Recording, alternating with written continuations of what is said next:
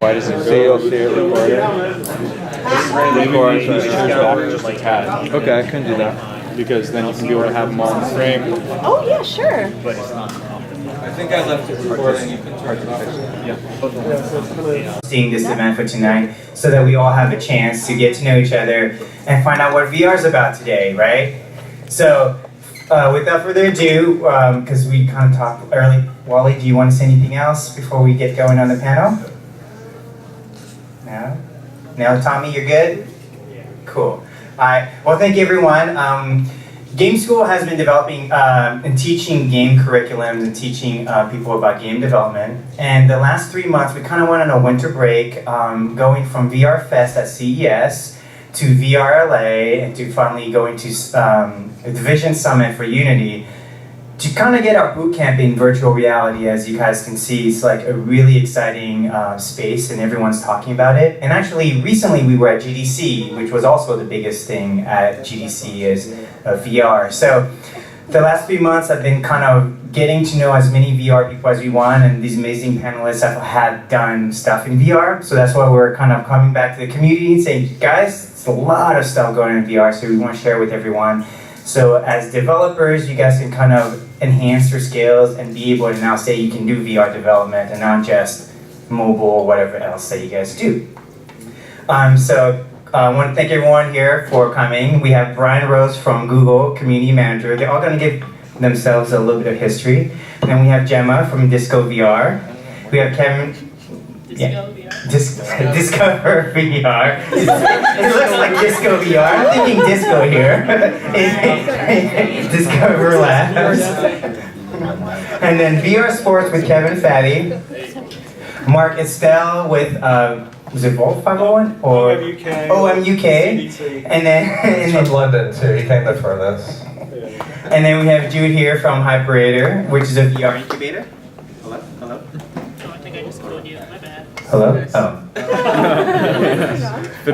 So yeah, why don't you guys all give you a little bit of who you guys are and what you've done in VR at this point. Hi guys, my name is Brian Rose. I'm a marketing manager at Google. I think Charlie pronounced it Go Ogle. Yes, that is awesome. My focus is on the Google VR team. I'm just kidding.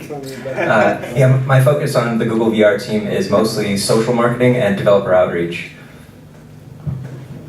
Hi, I'm Gemma. I work at Discover Labs, and contrary to popular belief, we do not make disco experiences. We are a VR. Come on, Charlie. Yeah, so we are a VR content studio with an emphasis on education, basically. I worked with an ed tech nonprofit before that, and now at VR. Are we passing? No. Okay. Thanks. Hi, I'm Kevin Fathi. I am the owner and producer at VR Sports. What we do is we do the Wii Sports model for VR, and we're hoping to get people to seamlessly experience VR by having really accessible sports games that can just have them jump right in. Hi, I'm Mark. I come from London. I've been working in VR for a number of years I worked on Sony with the development of their system on the audio side. I'm working for Dialogue in VR, so I've been working on projects like the Deep for Sony, working on the Crytek games as Robinson and The Climb, which are going to be stunningly beautiful. And we're actually building a recording studio here in Santa Monica, which is going to be recording for actors inside VR, as well as we have this game immersive system as well. And we're just launching that over here. We've got I'm showing a couple of games that we've worked on the gear.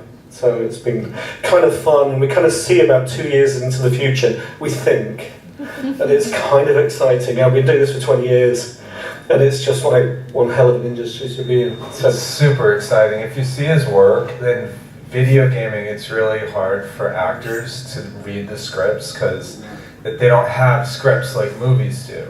So he has this amazing technology that can put the voiceover actor and they can actually see what's happening in the video game, so they can actually feel the avatar and see the action of what's happening. It's amazing technology, and I think you'll be sharing it like as software programming that everyone could download at some point, right? yeah, the whole thing is driven by, well, for the game stuff, there's a thing called Creative Dialogue Tools, Okay. which is, yeah. Okay, you can talk about that a little bit. And I have a company called the Hyperator. I'm actually a partner. Charlie and I are founders of the Hyperator. We incubate companies like Game School. We have an architectural project of Hollywood and Highland that we're doing. It's a 1927 building, mainly for architectural preservation. They need to renovate the building to get it up to code, and literally the bathrooms are between floors and the stairs, and they've got to gut it, and just it's going to lose its charm. So architectural preservation is a great opportunity in virtual reality. Also working on things in architecture as digital assets that could then be downloaded digitally or sold to video game designers. Actually, Gemma was really helpful working with me on creating the legals for that, because how do you protect that? So we came up with a digital asset agreement, which is kind of like having a property agreement if you're in the movie business or something like that for location. We also host an event tomorrow where we're looking into doing VR fashion and some different ways where fashion is going to be using virtual reality. And the Hyperator kind of just houses these companies, and we just recently have VR Sports coming on board that we'll be incubating as well. So we have probably, I don't know, maybe one of the first VR incubators in Los Angeles, I hope. We'll see. Cool, and actually now we want to get to know the audience. How many of you guys actually do work in VR? Okay, pretty good amount. And you guys who is a developer, indie developer, either in mobile and game development? Okay. Anybody else? There's a sign up front for that, just by the way. But yeah, if you guys are interested in actually getting into VR development, there's a lot of people looking for VR developers. So if you're interested, please kind of sign up here, as we'll send you guys emails whether or not people are looking for just building VR prototypes, which is very common these days. Anybody's in art, developing art? Okay, how about music, sound? Yeah, okay, it's a good amount. Cool. So today, we're really here to explain and talk about the opportunities in VR. I think a lot of people think that VR is either very much gaming or very much movies. And I think we're here to say, no, actually most of us here, some of us are in games, but some of us are more in applications of VR. So I want to kind of ask the panelists here, what was your passion in VR? And how is that passion driving you right now to developing the VR products that you are developing? Hi. So I did a lot of game dev before, and then somebody just kind of put a rift into my hands and was like, you should probably quit just making basic games and try to learn something else. So that's what I did, and I learned pretty basic VR development, I think, and then I just started doing it over a period of time where I got semi-decent at it until I was able to meet some people who were actually really good at it to teach me what to do. But I had worked with an education nonprofit for 2 years, and I couldn't see myself leaving education, but I didn't want to be in like a company where I was no longer doing development, because it was just a lot of administration stuff, looking for funding, dealing with community, which is all great, but there's no programming involved.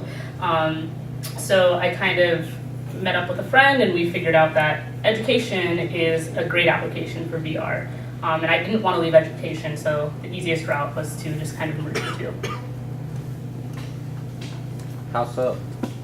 Okay, so we make a bunch of educational experiences. We work B2B, so normally just companies reach out to us and they tell us what they need, so whether it be like high schools or colleges. What we're most excited about is when we work with colleges, specifically like vocational training. So nursing schools, they pay millions of dollars a year just for their simulation labs, which is like really important when people are training to like help other people. And so like some vocational schools just don't have simulation labs, or like they have really old ones that they're just not allowed to use because they can't keep up with code that changes every year. So we make the simulation labs for them, or different modules and experiences within VR. In certain schools in Canada, our tests are now certified, that you can become a certified nurse by taking the test. This is at like 3 colleges, and it took like 8 months. But people can go on and they can like take the test, they can take the full module, which is like 8 months. And depending what they're going for, so let's say like triage assessment, they can get that certification through our VR assessment. So situational experiential knowledge is probably the most applicable when it comes to VR education. So would that be like ambulance comes up and they gotta like get it to ER, or what is a simulation example? Yeah, so it depends. So like there's like what you can immediately think of, like cardiac arrest. One of the really big ones is triage assessment. And that's the one that we've gotten the most feedback off of, is because like when you're doing triage assessment in theory, it's not as like pressing when you're like, oh, that person has a broken arm, they'll go into the yellow section, or that person's head is hanging off, so they're obviously going to be in like the red section. You just do it very systematically, versus like seeing it in VR, you're like, wow, that person is really dying and I want to help them, but I can't help them. If I help them, I can't help 5 other people. So there's a lot more of an emotional response to it. So deciding who actually goes into like the red section or like the yellow section or the green section is a lot more difficult and a lot more realistic within VR, because there's that emotional factor. So is that played out through live action actors or something? It is now. So that's the second iteration of what we're building. We originally did it all in Unreal, which was all right. I think like I liked it because it looked a lot like Uncharted 3. But it could be better with live action models. We got an 80% retention rate increase just with using like assets and like Unreal models. But we're trying with live action. Not sure if it's going to be the most wise thing to do. Because you can only make so many scenes in live action, and it's all really like dependent and relative as to what the student chooses. So like if they choose they choose to put somebody in the red section, like what's their reaction going to be like? How are they dealing with the reaction? And that's just a lot easier to manage when you're using assets and you can like program what they're going to do versus like having a video play. Any other questions? Yeah, so basically, if I remember right, the question is like how we got into VR, or like what drove our passion. What's the passion that drives? So for me, it was Snow Crash. So if you've read Snow Crash, or if you've read Ready Player One, I wanted to build the metaverse. I wanted to build Oasis, and I wanted to be a part of the team that was basically building the next compute platform. So it's not just gaming, it's not just 360 video, but we wanted to create another world, another virtual world. So that's not what we have today. I think. Sorry, not my time. Damn it, Charlie! Just kidding. Yeah, basically, it's not there today, but I do think what we're doing now is setting us up for actually building the metaverse or the Oasis in the near future. The technology is going to get better. If you saw the troubles that we were having with the Vive today, with the infrared lighthouses colliding, the basically losing tracking, there's a ton of wires, that stuff all goes away. I mean, I don't think anybody would have thought even 15 years ago that you'd have a supercomputer in your pocket, but we're all carrying Androids or iPhones. So we're going to get there at some point, and basically I wanted to be a part of the team that helps make that happen. You should join my team because that's exactly what we're working on. No, I'm just kidding. So a lot of the same stuff you guys are hearing. I knew some guys that were working with Oculus before the Facebook buyout, and some of me and my friends were like, "Oh man, that stuff, like maybe that's a cool area to invest in." And then they got bought out for like $2 billion. We were like, if they would have got bought out for like $1 million, we would have been like, "Let's do it." But $2 billion, now we have to. And so I reached out to my cousin, who's a really smart guy, and we kind of just started grinding away. And we were like, let's, what approach do we want to take on this? We know we want to do something in VR. We know there's a lot of potential here. And we think it's going to succeed and start to blow up, which it kind of has been I think so, over the past couple of years. And we're both really big gamers. I play like I play a lot of video games. My dad's here. Sorry, Dad. I play games all the time. So I'm 30. Yeah, I play like League all the time and StarCraft. You know, all that stuff. Hardcore gamer. And so I was thinking, okay, you know, VR. I love technology. I love innovation. So I was like, oh, what angle do I want to take on this? And I was like, okay, maybe we can try the whole gaming thing. And there's this like lack of content, right? It's sort of an issue in the VR industry. It's like, you know, there's like 10 different headsets, but like, where's that good like Sonic the Hedgehog game or something? I don't know. So we kind of were speculating back then, like, oh, when in 6 months, this is like 2014, we're like, in 6 months when Oculus comes out, we'll have a really cool game, right? So Oculus didn't come out and they pushed back and everything's like, I mean, we kind of just ended up being ahead of the game, not like on accident.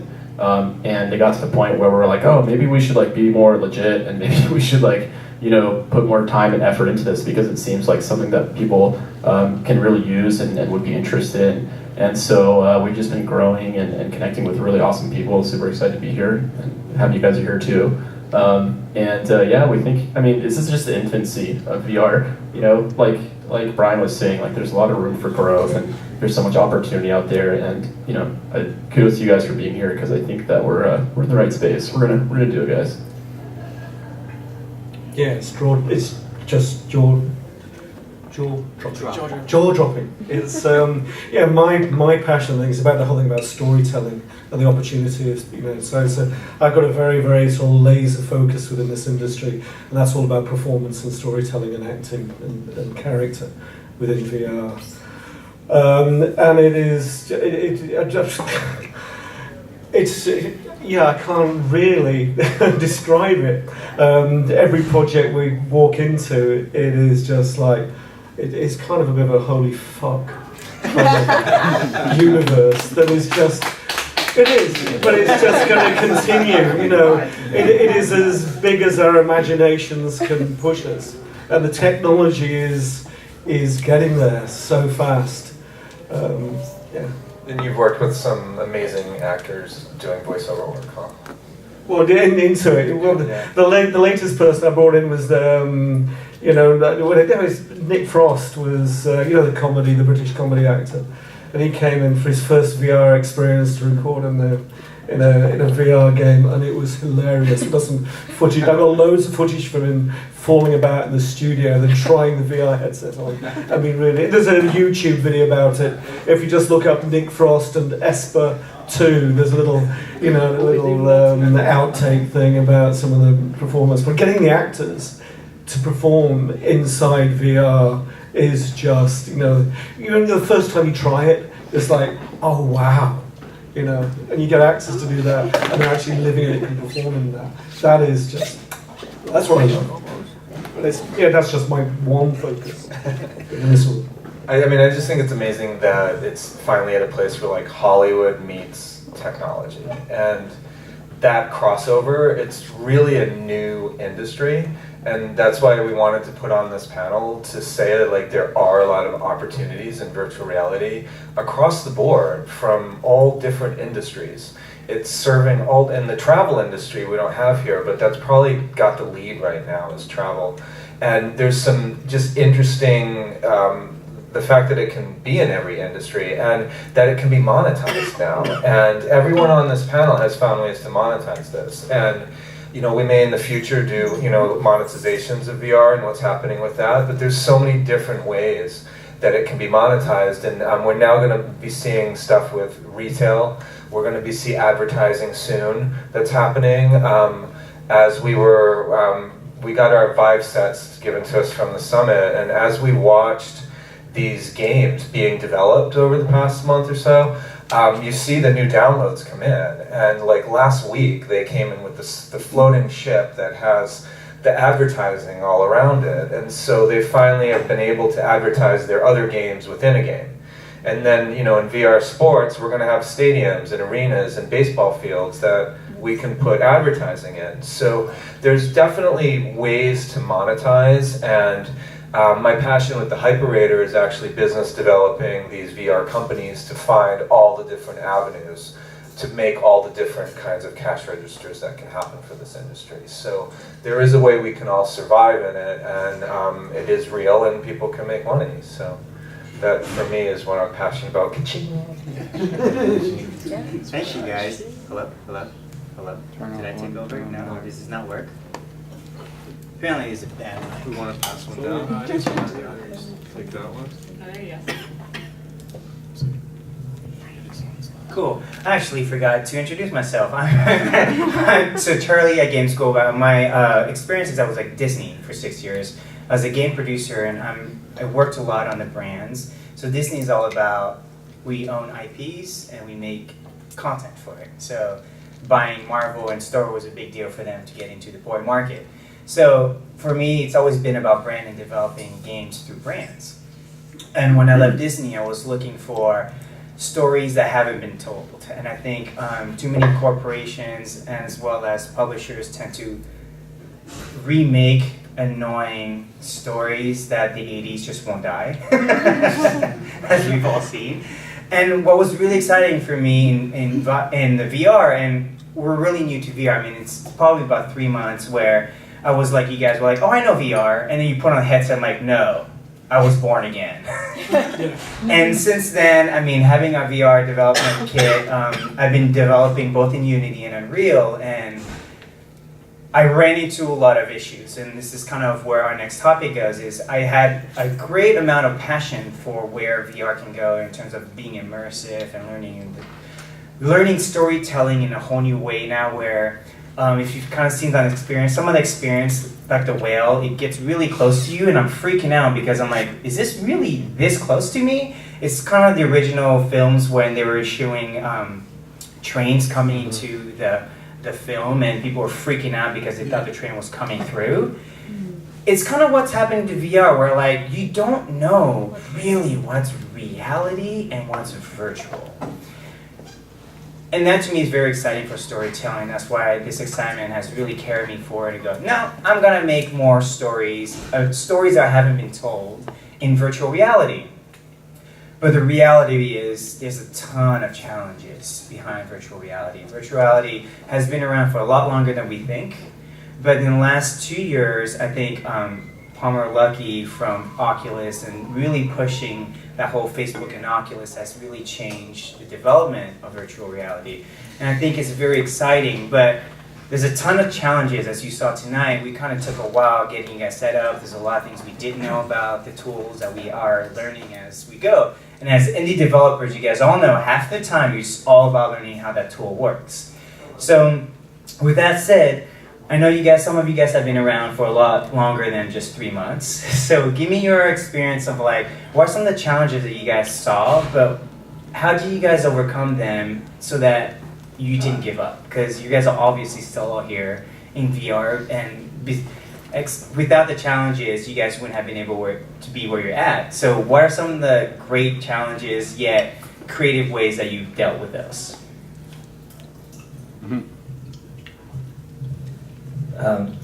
For me, one of the big challenges, or one of the things I'm trying to tackle in my day job right now, is just trying to figure out how to give context for VR. I think most people have heard of virtual reality, most people know what VR, the acronym, stands for, but what they don't know is that you can just go to bestbuy.com and order the Vive or the Rift today. There's a lot of people that just don't seem to understand. You can plunk down your money, you can use your credit card, and you'll get a virtual reality headset shipped to you in a few months. A lot of people seem to think VR is like a year off, or it hasn't come out yet. And I think part of the reason for that might be they're just not, for example, going to Google and searching Oculus or Vive or PSVR. They're not taking the next step of trying to figure out when these come out, how much these cost. And I think the reason for it is they don't know what the use case is for virtual reality. There's a lot of people that are looking for that killer app, or what do I do in VR?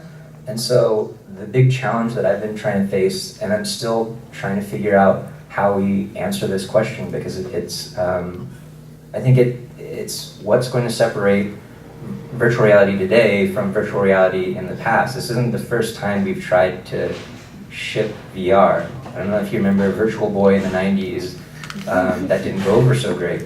So how do we make sure that VR succeeds this time around? We spent a ton of money as an industry or as an ecosystem on hardware, but now when people get that hardware, we need to make sure there's stuff that they can do with their fancy gadgets. And that's a challenge that we need to basically tackle now because the headsets are shipping today. So that's, I don't have an answer for you, but that's one of the challenges that I have and that we're actively working to resolve. Yeah, that is actually like a really big issue. So when we started off, we were selling to individual consumers, and we made like $300 a month, which is not enough to like support like a 6-person team on full salary. So we had to switch to B2B, and basically it came down to the fact that when people buy hardware when there's good software, and people buy software when there's good hardware, and in VR there was like neither, which was like a really, really big issue. And like there was Oculus trying to get itself together with the DK2, which is also very bad. And it's not just something consumers want to use regularly because it's a lot clunkier. So we figured out that like people just wouldn't buy our stuff regardless of how good it was in general. So we had to switch to B2B. So like survival for VR companies and good VR companies is really, really difficult in the industry in general. So like 2 weeks ago, we saw the shutdown of Converge, which was this really amazing VR company. They were doing like multiplayer VR. They had the love of the community. And they were a YC, Y Combinator, this huge like funding, incubator, accelerator, they do everything group, and they were a fellowship company. And like their founder, the current president of YC, Sam Altman, was helping them look for funding. And like when the president of YC is helping you look for funding and you still can't get it, like things are bad in the industry. They have like one competitor, which is like Altspace VR. But if you go to an Altspace VR multiplayer event, you'll probably find like 10 people versus the average Converge event had like 60, like solid. So it was an amazing platform, and it didn't matter how like great it was, how incredible the founding team was. It eventually just couldn't succeed because they didn't have funding. So figuring out how to fund VR companies and get them funded well, and just to a point where even like what they're making isn't like shit basically, is really hard to do. So like we've seen companies get funded, but like if you give them a meager amount of money, say like 50K, they're probably going to be able to, like a founding team might be able to survive off that. VR founding teams tend to be like one technical founder and one non-technical founder, and if you've ever tried to build out like a full VR experience on your own, it is really hard, especially when you're like maybe a developer and you don't know how to work with assets and you don't know how to make all the art for it. So like finding funding is probably like the biggest deal. Like we got really lucky. We worked with like Rothenberg. We got a couple grants, so we were able to bring on, we have like a 6-person team now, but we've seen tons of companies kind of like go in and out of what I call like the 9-month trial period of a VR company. They get initial funding, they make a product, and then they can't get like pre-seed or then seed funding, and that's pretty bad. But amazing things like Rothenberg Ventures and then like the River Accelerator, and I think now there's like VRI, which is VR Investments, are like trying to make a difference. And it's like, it's great because it's like community driven. So like the people who started VRI was this dude named Tipatat. If you guys have seen the really famous like VR drawing tool, he casually made that. But he managed to convince a bunch of people that VR was cool, and now he's funding basically all of his friends' companies. So like community in VR is probably the most important thing. What was the question? Challenges in VR. Oh, okay. Oh man, so much good stuff. I love you guys. You guys know what they're talking about. I'm trying to follow it up. So challenges. I mean, I think I had a lot of personal challenges. I was like working with my cousin, and like he would like yell at me all the time. And I was like, "You're a jerk. I don't know if I want to do this." But eventually, I mean, that still happens every time we get on the phone. But we're still here. I think as far as so for us and us wanting from the start wanting to be like a gaming company and like make that like Wii Sports experience, something for VR where people can just be like, oh yeah, this will get you to understand the platform and you won't feel like it's super weird or whatnot. We were kind of just like a little bit disheartened by the fact that there was so much emphasis on hardware. HTC came out with the Vive. Like, I didn't even know what HTC was until it came out with the Vive. I was like, what? Okay. Oculus Rift, right? And then, Google Cardboard. There's so many different renditions of headsets and controllers that for us seeing it evolve from, what kind of just started out as like, oh, Oculus Rift and VR to like, Google Cardboard and HTC Vive and PlayStation VR. And when these things were first coming up, like we didn't know for sure like if they were even gonna exist. Like they were like, oh, we're working on this, and we're like, okay, like, is it actually gonna come to fruition? Because there was so much hype in VR that people didn't know for sure or not if stuff was actually gonna be realized. But now the HTC Vive is here, right? Like they followed through. Sort of the content side of things is there seems to be very little. So I know for us, like, of course, it makes it easy for us to like, have limited amount of skill and work on our game and have to be pretty relevant and people to look at it and say like, oh, this is a premium experience. We would love for like a big gaming company to come in and make the new Super Mario for virtual reality, because then that side of things would start picking up. Like Gemma said, you need good hardware, you need good software. Well, even when Oculus started out, there was a big push towards people funding it and being like into gaming. So like, oh yeah, a lot of the people who were doing the Kickstarter were like, yeah, we want to be playing video games, virtual reality, and that kind of like fizzled a little bit. And there's a lot of people upset about Facebook buying out Oculus and having sort of this more like media-ish and other diverse entertainment experiences, which I'm not I'm not biased towards either way. I think it's as long as the industry grows, I'm happy. But I know that for us, it's been like we started out and we were thinking we're gonna make this sports company and the sports games and they're gonna be pretty cool. To like, oh, like there's not that many games out there still, and it's been like 2 years. Like, when are people gonna start making games? Like, this is awkward, right? It's like we showed up to the dance like 2 hours early, And so I think our biggest challenge has just been to be like, okay, like this is normal, like we're doing something right, like it's okay to make games in VR, and kind of not looking at what's going on around us and then judging ourselves based off of that. Because if we look around and we're like, oh well, no one has any multiplayer games in VR. Well, we spent we don't have much funding, but we spent a lot of our funding in trying to get a multiplayer version of our game out there.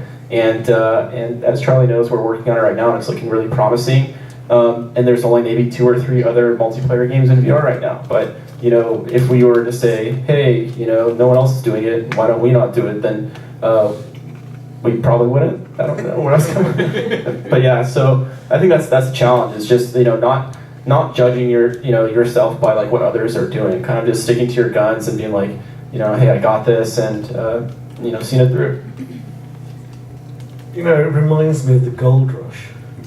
It's kind of the Wild West. There's like 8 VR platforms currently, I think. .coms. Yeah, it's just insane. And then you got augmented reality coming along, and that is just insane as well. It's all happening, and it's like you're gambling as well. Have you got your money on the right horse? That's the challenge.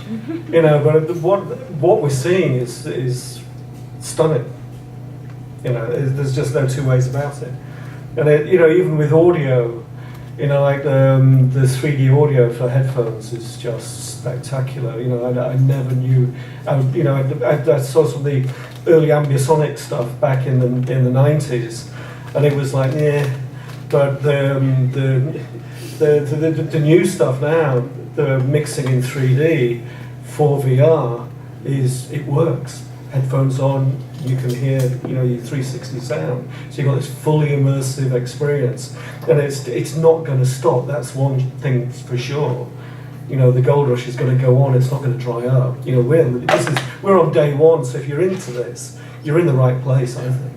Yeah, this is day one because the Vive launched today. And with that, right, there's 12 pages. On each page, there's maybe 15 games or items to choose from, and of that, half of them are Vive compatible, some are Oculus. So you're talking like under 100 games maybe?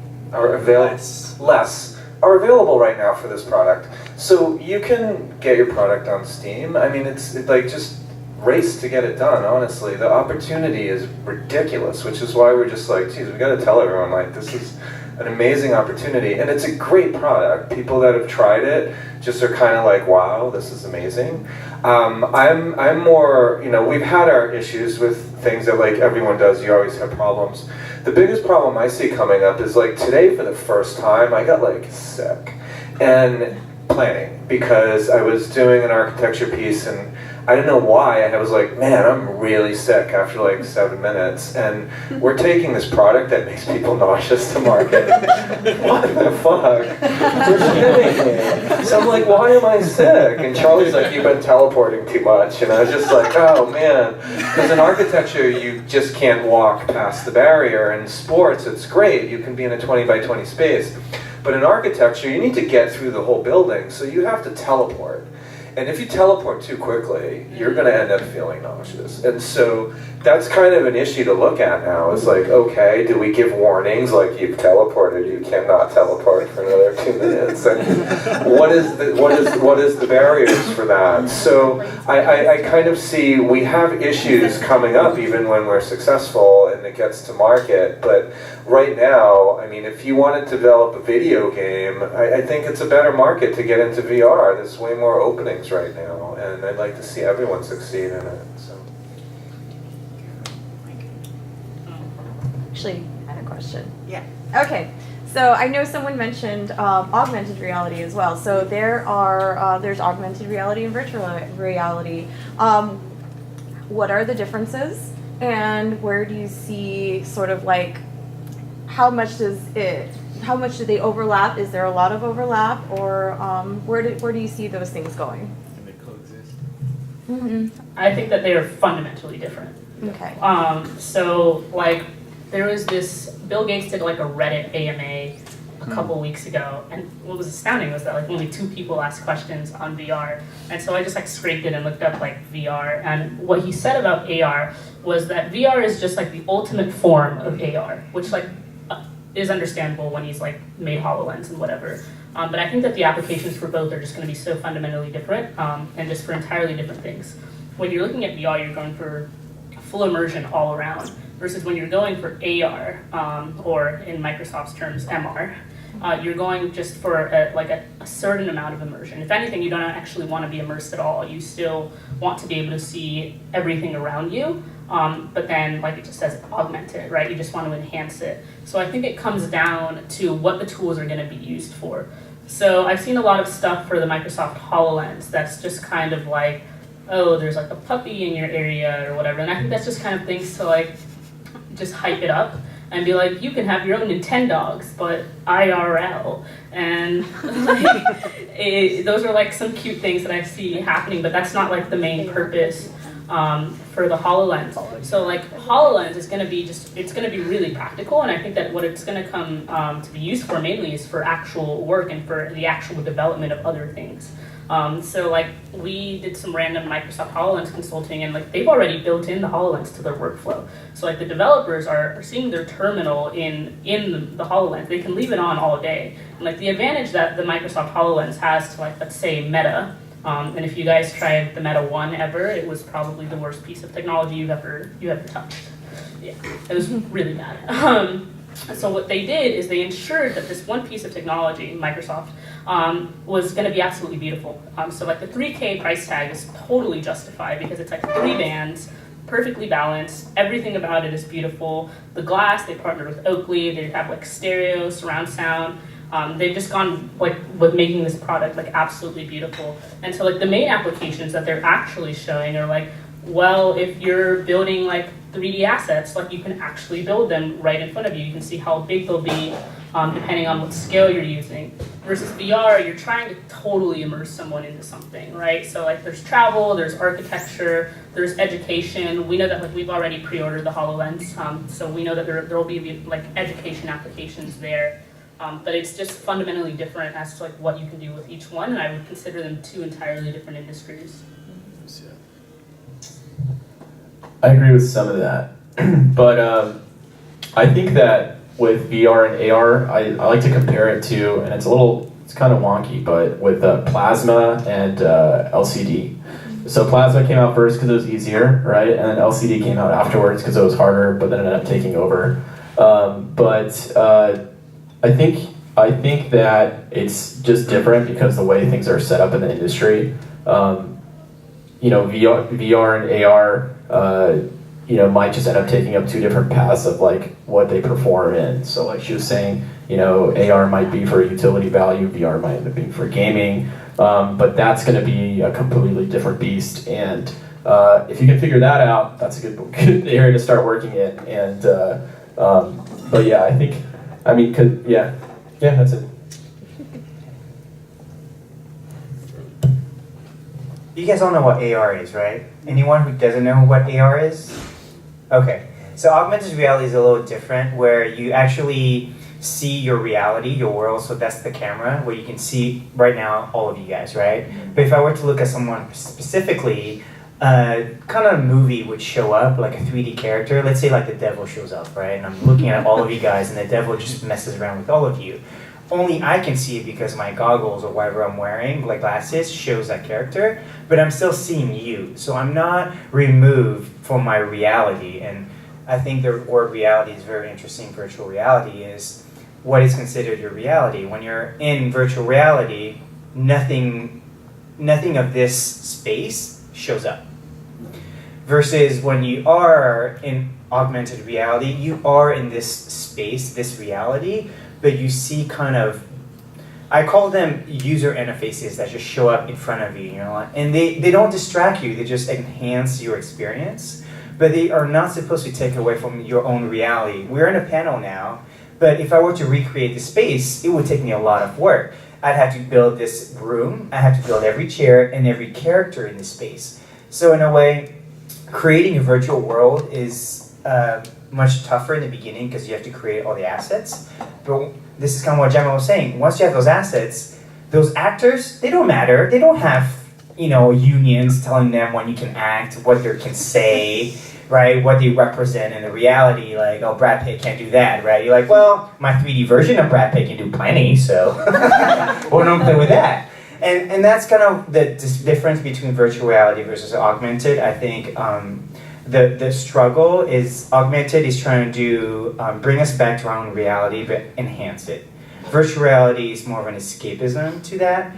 And I think Brian and I kind of talked about that. So I kind of want Brian to talk a little bit more about what I think AR and VR is a very interesting conversation, and everyone has great opinions about it. But I really believe that AR is the future. VR is just getting us there. So prior to working on GoogleVR, I worked at a Google-owned startup, Niantic Labs, and we worked on this game called Ingress. It's a geo-mobile game. They just shipped Pokemon for Android and iPhone, so you can only play it in Japan for now. But basically, the whole idea of the game was an alternate reality game. So ideally, I don't know if this is what they actually shipped. I haven't worked on that team for a while, but at least in their marketing and in their TV ads, you use your phone, you look at a bush, and hopefully if you're lucky, you'd see Pikachu hiding in the bushes. That's basically augmented reality. And so I'll come back to VR, but I do think AR is sort of the future of computing because everything becomes an interface at that point. So for example, if I'm looking at this bottle of water and I really like this brand, all I have to do is tap it, and now I've just rated it 5 stars on Yelp. Or it's maybe I don't like this flavor. So I circle the logo and a little window pops up and tells me, hey, they've got the cherry flavor, and then gives me dotted line directions to the store and then where on the shelf in the store that item is. That's what you can do with augmented reality that you couldn't do with a virtual or rendered scene. I do think the real world is pretty awesome. I think there's stuff that you can do in the real world, especially if you layer information on top of the real world, that is going to become super important, super powerful, but it's not something that we can do today. And that's why I think we have to do VR first to learn the best practices, to learn what works, what doesn't work. Maybe it's not the teleportation or the moving. Maybe there's different game mechanics, there's different things that we need to do to fix those issues first. We also have to do things like, you don't have these wires, you don't have these lighthouses, you need better sensors, you need better batteries, you need to be able to fit some kind of computer on your face that basically is something as small as a Google Glass or ideally a contact lens. So we don't have that technology today. I'm confident we'll have that technology soon. Like there's this coloring book, an augmented reality coloring book that Disney Research actually worked on. I think they shared this video last year. It's like a little girl, she's drawing in this elephant, and then she uses her iPhone, the elephant comes to life, and it's wearing the clothes that she just drew with crayon. The cartoon basically comes to life in her book. And I was like, that is fucking awesome. That's just magic. And I basically pinged a friend who's at Disney Research. I said, you know, kudos, this is some brilliant stuff. And he says, oh, we did that 6 years ago. You're just hearing about it today, but yeah, we did that 6 years ago. So if you think about where the big corporations are working right now, you can sort of think that now we live in this place where companies are creating cars that drive themselves. You've got these supercomputers in your pockets. Google has a contact lens that tells you if your insulin is low. I think that's public. If not, just act super surprised. Maybe it wasn't. If you haven't heard of it, maybe just seriously, it's between us. What was that agreement that you signed? I work at Yahoo. Good answer. But that technology is going to come soon, and I think it's going to come hopefully sooner than we think it might. But we do need virtual reality today to basically get those fundamentals in place, have the time to actually build that type of hardware. We're nowhere near that today. But I am bullish on VR. I do love virtual environments, but I also think AR is pretty awesome too. So the way that I see it is almost that we have to get VR right now so that we can get AR right tomorrow. The best AR experience I've seen is at the Hollywood Cemetery during Halloween, and you should check it out if you can.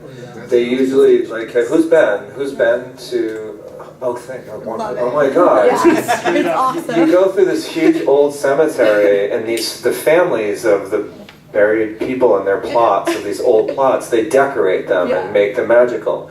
And now they're doing augmented reality, where you can go and like see the ghost of the person at their family plot. And it's incredibly wonderful to add to the Halloween experience. And so that is probably one of the best applications, like commercially, I've seen of augmented reality. And you just can't wait to get to the next one. It's almost like going to Disneyland, the haunted house. Who's been to that? Yeah, it's like that. It's like it makes these ghosts come to life. It's pretty cool, and that's around Halloween. So that's the only cool thing I've really experienced with it. So, we'll see what else is going to come out. Questions? Go ahead. To Brian's comment, do you think, I used to make this distinction too between alternate reality and augmented reality, because I thought it was really cool, alternate reality stuff. It was hot for a while.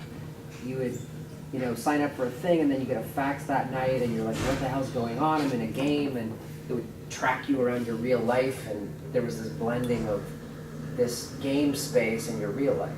And then augmented reality got confused with that, because people started thinking it was the same thing. And my question is, like, how much should we keep that granularity between virtual reality and let it constantly evolve on its own versus augmented versus alternate reality? Or should we start finding, all-encompassing terms like immersive media and see how it all blends together? Because there's really a difference in how you progress with those, because I don't know that I agree that VR is a stepping stone to AR. I think it's its own art form, just like it's not 3D TV or an upsell to television or film. And I personally really make that distinction strongly in from the stuff so I don't know if you guys want to talk about it. At least for my opinion, yeah, I think at least when we were working on Ingress, there was confusion between alternate reality gaming, ARG, and augmented reality, AR. And I think a lot of the press stories, they would call Ingress an augmented reality game, when in fact, it wasn't. I mean, in a nutshell, it was kind of an alternate reality game because we were doing things like you said, dead drops or faxes, burner phones, that type of thing, but you're playing in the real world. There wasn't a part of the game where you're holding your phone up and you see a virtual object in real life. I think that distinction, there's a guy in the back who loves alternate reality gaming, Nick, and if you are into ARGs, you should talk to Nick because he created a really fantastic one, and he also used to work at Niantic. I think AR and VR are more closely related than ARGs. I would separate ARGs from AR, VR, but I do like, for example, the Unity Vision Summit, because so many of us are working in that space, it made sense to call it the AR, VR Vision Summit and not specify, if you're into AR, you've got to go to a separate professional conference. It makes sense, I think, for where we are now, I think, to try to work together, collaborate, be friendly. I totally understand your point that it's not sort of a progressive stepping stone, VR to AR. And I could see why they would be two separate mediums. My point was more just that the people who are working in VR today, maybe they work in AR tomorrow. The kinds of stuff that we're learning, the tools that we use, Unity or Unreal, there's a lot of overlap. So. Yeah. Can we wait for Q&A, or do you guys have something specific to that conversation? No? Go ahead. Oh, no, go ahead. No, go ahead. No, you go ahead. Oh, well, I'm an audio guy, and so I heard you talking about audio and surround sound and headphones that you're able to hear all around. Yeah. I was at NAMM this year, and Waves just put out this app that supposedly is going to allow us to mix 5.1 in the phones. I'm trying it. I've been in audio for a while. I've been a musician for a real long time. I have a studio. I've been in the same place for a long time. I haven't been able to connect with guys who are experimenting and getting immersed in sound that does like the pictures. So you're able to hear in your. Everybody's got cans in their ears. I want to be able to mix so that when you put those cans in your ears, you can hear somebody coming from behind you. Yeah, you can do that. You can hear an airplane flying over you. Yeah, you can hear the mouse running across the floor.